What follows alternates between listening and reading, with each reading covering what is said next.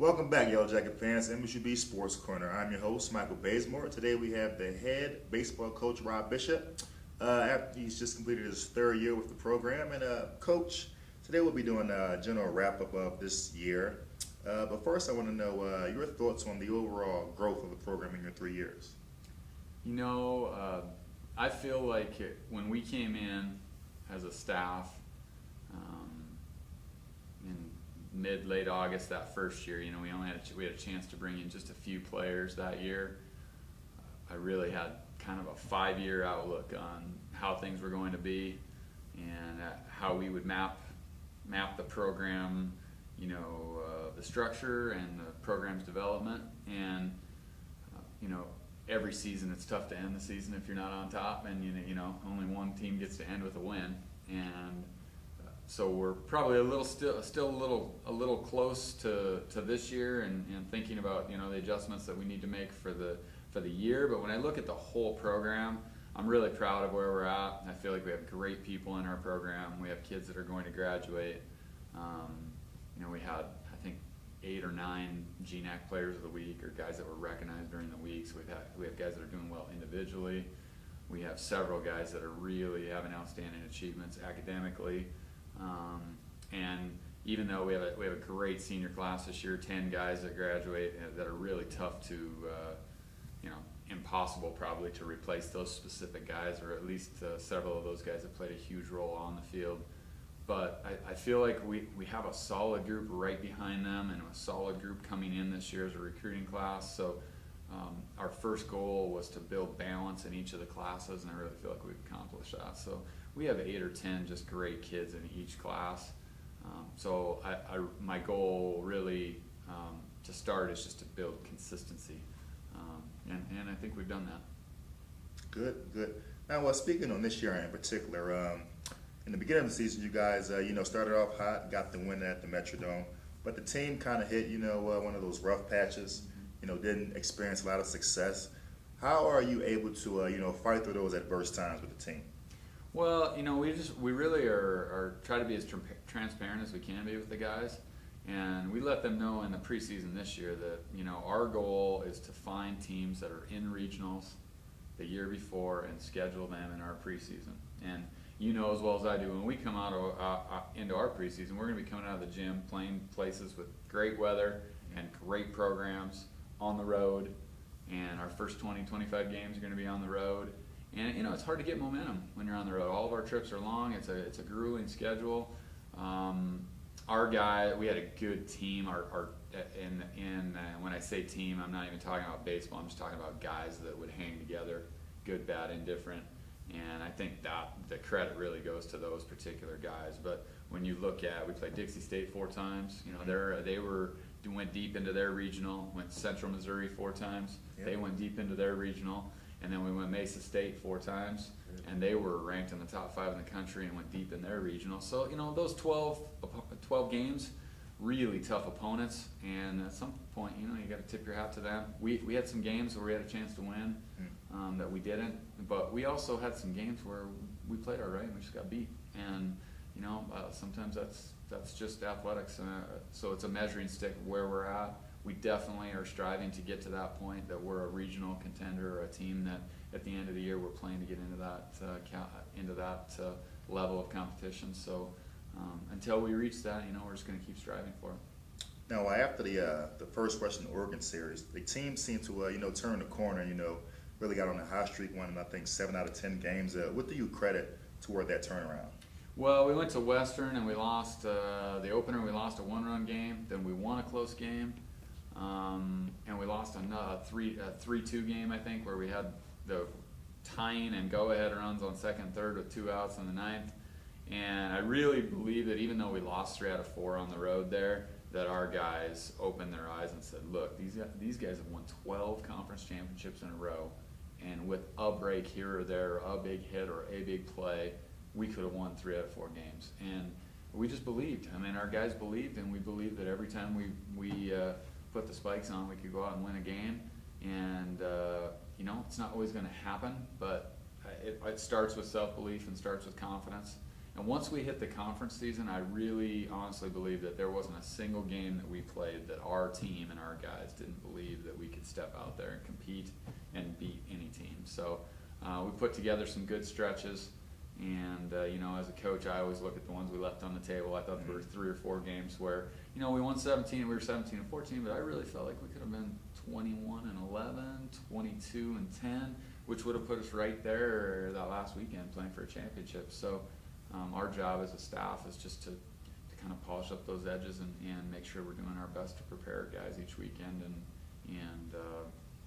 that some of that's recruiting, some of it's during practice, some of it's mental stuff, some of it's strength and conditioning. I mean, it's not any one aspect I felt like we struggled at. I thought it was, a little bit here, a little bit there. So we're just going to keep pushing.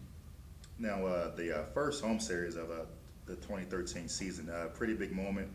You guys are down, I believe, 3 runs, and Austin Root comes up, 3-run home run.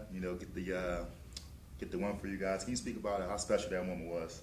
Well, I mean, every year I make a top 10 list of the top 10 moments of the year. Sometimes they're baseball. Sometimes it's something that was on the bus. Mm-hmm. Sometimes it's, something that happened during camp or something that happened off the field. That definitely was one of the top moments. I mean, Austin had a huge year. You couldn't go out having a better year than he had. Had 27-game hit streak, had a huge 3-run homer there.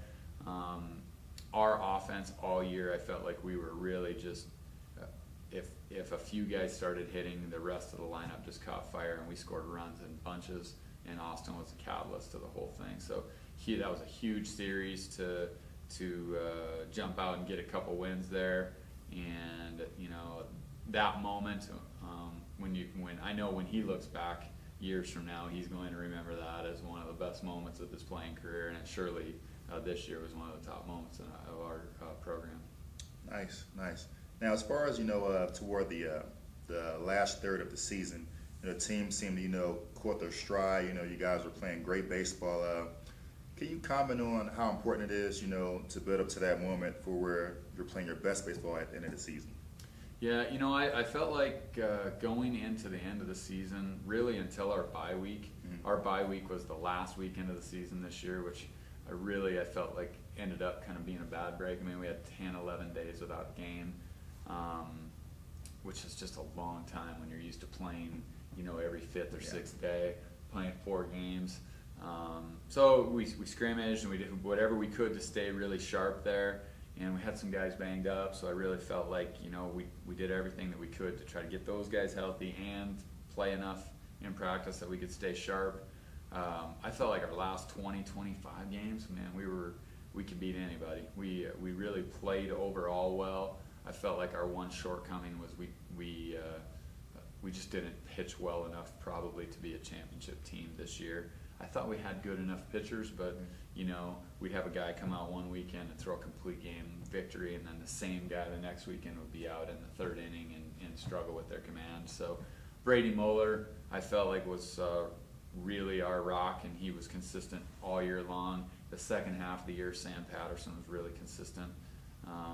But we had great performances and poor performances from really the rest of our pitching staff all the way down the stretch. And on paper, to me, that was where maybe we weren't playing our best baseball defensively, offensively, attitude-wise, from a team perspective. I thought we were locked in the last 25, 30 games. Now, speaking on toward that end, you guys, played great baseball, but it was a tight race, to qualify for the inaugural GNAC tournament. Can you speak on, I guess, how special of a moment that is? Maybe the guys don't realize it now, but how special it is, to actually experience playing in, the inaugural tournament for the conference. Well, it was a great move by the league to institute that, because it keeps everyone locked in till the last weekend playing for something.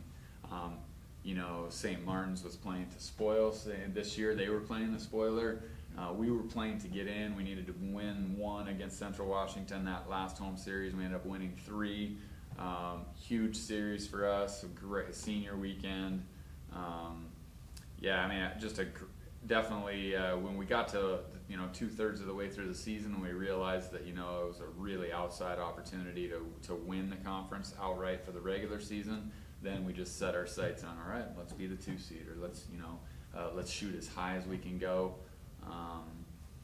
Central was second this year, but we beat them 5 out of 8 times in the regular season, and Western was first, and we beat them 3 out of 8 times. So we felt like, man, you put those 3 teams together, and anyone can beat anyone. At the end of the year, we went into that postseason tournament confident. We were 8-8 against the teams, and that's how it should be. The teams that played the best down the stretch get to play. Our guys were really excited for that opportunity. Obviously a little disappointed with how it went. We didn't play the first game. We didn't play as well. Second game, I thought we just got beat. And but exciting and a great opportunity for us to get there. And now, we'll then for the next crew, we're gonna set our sights on hosting that. And we want that here. I want Western to have to drive 18 hours, instead of us. And so, we're going to. It gives us another way to set a goal for our team and for our program. And obviously that would be good for all of MSU Billings Athletics. It'd be good for Billings. It'd be good for us in the community. Get more visibility to play more baseball here late. Obviously Dealer Park is just a great yard to play at, and so we could host a great tournament and do a good job with it. So that's our goal. We want to try to be at the top of that league. Now, speaking on the senior leadership this year, the 10 guys, like you said, a great group of guys. Can you just comment on their leadership this year and also what they meant to the program? Mm-hmm. Well, we had Colby and Devin Hedin and Austin Rue and Blake Loran, and Blake was hurt most of this year, but those 4 guys have been with me and the coaching staff for all 3 years. So, it was really special for those guys that have been here from where we started, kind of at the bottom of the league, and to get to where we are now, where we're just a stone's throw away from being right in the mix for the top of the league, and definitely being competitive. Awesome for those guys. Austin Rue played for me at Miles and then played here for 3 years, so had him for that whole time. Colby and Austin and were basically the guys that I recruited that first year. That was pretty much it as far as new guys coming in. And so I have a special place in my heart for those guys, always will. Justin Harshark had a great year, especially compared to how he was as a junior. I really just felt like every chance one of those seniors got to step up and make a big play, or maybe it was something off the field. Maybe it was helping a freshman or helping a younger guy out, or just being a leader. Well, it could be academic, could be doing a good job with little kids at camp, could be any community thing that we've been involved in. That whole crew just did a really good job of just being engaged. Oren Pyra, just not a better kid on the planet than that guy. Sam Patterson, Mackey, Bobby, Travis, those guys were all in the first full recruiting class that came in with me. So, those guys, hopefully 5 years from now, we'll be looking back and saying those guys really set the stage for us to get the program to where we wanted to be. So, and they got to experience some level of success and had enough success definitely to enjoy and have a good experience. But I know that those guys have laid the foundation for what's going to be expected in the future. Nice. Now, as far as the success, you guys had several awards during the season, also some postseason awards. Can you comment on the talent level and also the overall student athletes you guys have in the Yellow Jacket program? Mm-hmm. Well, I think our first year we had 1 or 2 guys get an individual award during the course of the year, and we had 1 second teamer. I think 1 first team, 1 second team guy. This year we had 7 guys on the GNAC team. I really felt like Austin and Travis and Mackey and the guys that ended up being second team guys could just as easily have been first team guys. Obviously Drew Fosnes had a great year. Brady Muller had a great year. Colby had another great year, and when you look at his numbers over the course of 3 years, that's gonna be tough to beat. He's set the bar high for anybody coming in after him. Probably the only thing that kept him from setting the lion's share of our records is just not being here for his freshman year, for a full 4 years. But being here 3 years, he was amazingly consistent defensively, amazingly consistent offensively with his power, and playing through some tough injuries and just going through, the rigors of a season. So that whole crew, man, just a great group, and great attitudes. They were guys that we didn't have a stitch of trouble with off the field or in the way of just being good teammates. They're all just good people, good guys that will be great alumni of our program, and I look forward to seeing the success that they garner in their lifetime after baseball here, and I know that those guys will be guys that are involved in our program. Good. Now, the fans are out there, they're, wondering, we just released, the first 10 signees for the 2014 recruiting class. Mm-hmm. Can you just comment on, that group of guys and how they plan to come in and, compete with current staff you guys have? Mm-hmm. Well, we have 10 signees, and then we likely will have another 3 or 4 that come in the next few weeks. We're graduating 10 guys, and our goal is to be, right in the high 30s or 40 by fall. Of the 10, I think 6 of those guys are high school seniors, and then we have 4 community college guys that are coming in that will be, and those 4 are all pitchers. So we felt like, pitching was something that we wanted to address and just continue to get stronger there. And at the same time, we want to bring guys in that are going to be here for 4 or potentially 5 years as a redshirt. So continuing to keep balance in the classes is really important to me. We're not going to go all with freshmen or all with transfers ever. We're going to try to stay balanced. From a philosophy standpoint, I really like to recruit guys that are just baseball players and they're athletes. So they may play shortstop or play center field in their high school program or their junior college program, but they probably could play any of the 9 spots. That's the best way to injury-proof our team.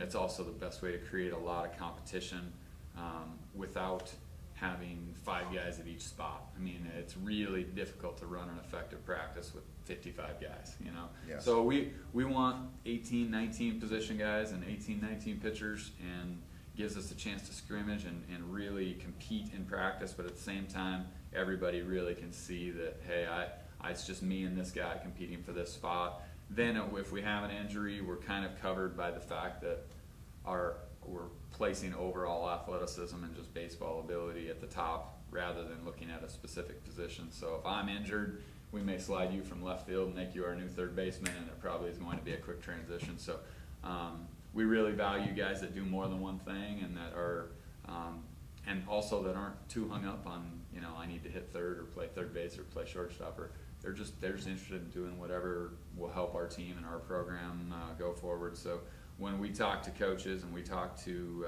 individual prospects and their parents, I mean, we are really looking for that selfless attitude that that they are just as excited to come here as we are to have them. So I feel like the guys we have coming in are a great fit. Couldn't be more excited about the crew.